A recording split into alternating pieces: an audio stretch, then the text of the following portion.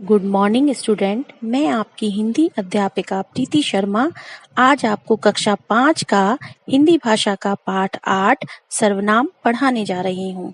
बच्चों, सर्वनाम का मतलब है सबके लिए नाम। अब हम सर्वनाम की परिभाषा पढ़ते हैं। जो शब्द संज्ञा शब्दों के स्थान पर प्रयोग किए जाते हैं वे सर्वनाम कहलाते हैं। सरल शब्दों में हम कह सकते हैं संज्ञा शब्दों के स्थान पर जो शब्द आते हैं उन्हें सर्वनाम कहते हैं। जैसे यह, वह, उसे, तुम, यह, आप, कौन, कोई आदि। बच्चों, सर्वनाम शब्द दोनों लिंगों में समान रहते हैं। लिंग तो आप जानते ही हैं, पुल्लिंग और स्त्रीलिंग। जैसे लड़का खा रहा है, वह खा रहा है। लड़की खा रही है, वह खा रही है। यानी वह दोनों सर्वनाम है। इसमें लिंग से कोई भी परिवर्तन नहीं हुआ है। अब है सर्वनाम के एक वचन तथा बहुवचन रूप अलग अलग होते हैं।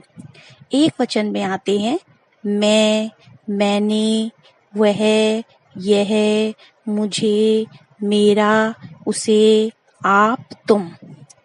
और बहुवचन में आते हैं हम, वे, ये, हमें, तुम, सब, उन्हें, इन्हें। तो अब हम पढ़ेंगे सर्वनाम के भेद। बच्चों, सर्वनाम के निम्नलिखित 6 भेद होते हैं।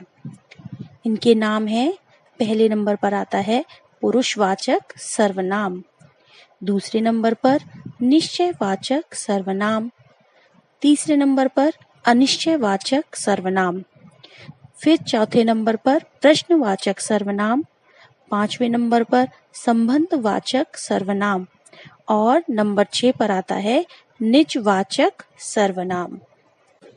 अब हम सर्वनाम के प्रत्येक भेद को विस्तार से पढ़ते हैं। सबसे पहले हम पढ़ते हैं पुरुषवाचक सर्वनाम।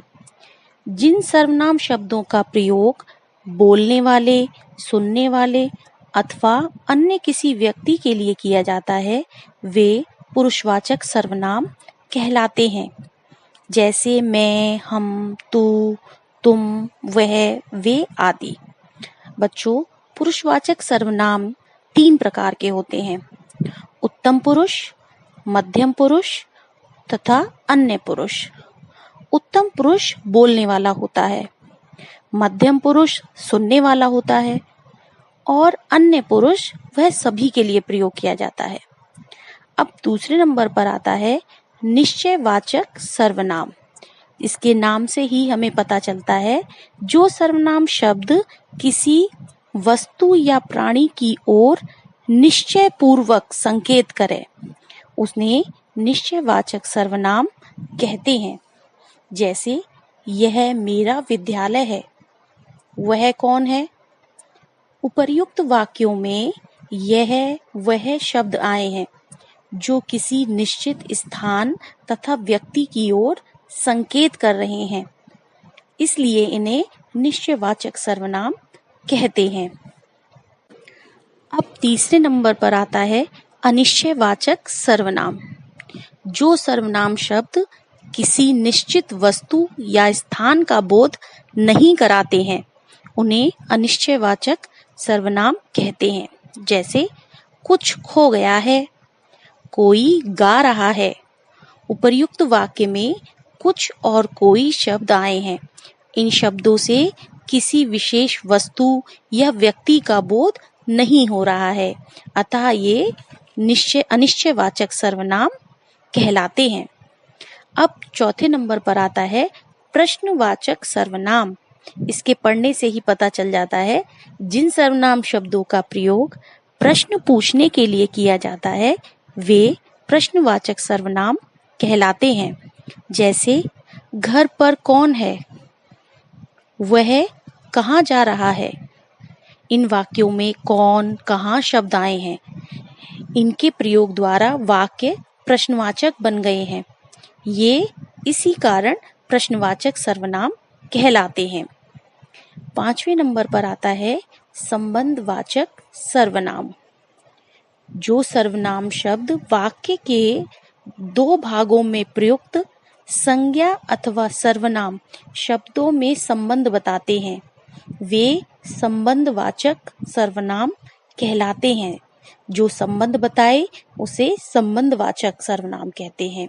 जैसे जो पढ़ेगा वही आगे बढ़ेगा, वह जा सकता है जिसे जल्दी जाना है।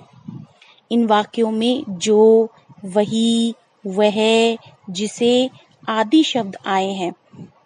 ये शब्द परस्पर संबंध का बोध करा रहे हैं। ये शब्द आपस में संबंध जोड़ रहे हैं, इसलिए इन्हें संबंधवाचक सर्वनाम कहते हैं। अब अंत में आता है निजवाचक सर्वनाम। निजवाचक यानी अपने लिए। जिन सर्वनाम शब्दों का प्रयोग स्वयं के लिए किया जाता है यानी अपने लिए किया जाता है, वे निजवाचक सर्वनाम कहलाते हैं। जैसे वह अपने आप आई और चली गई, वह स्वयं ही यहाँ आया था। इन वाक्यों में अपने आप तथा स्वयं शब्द आए हैं।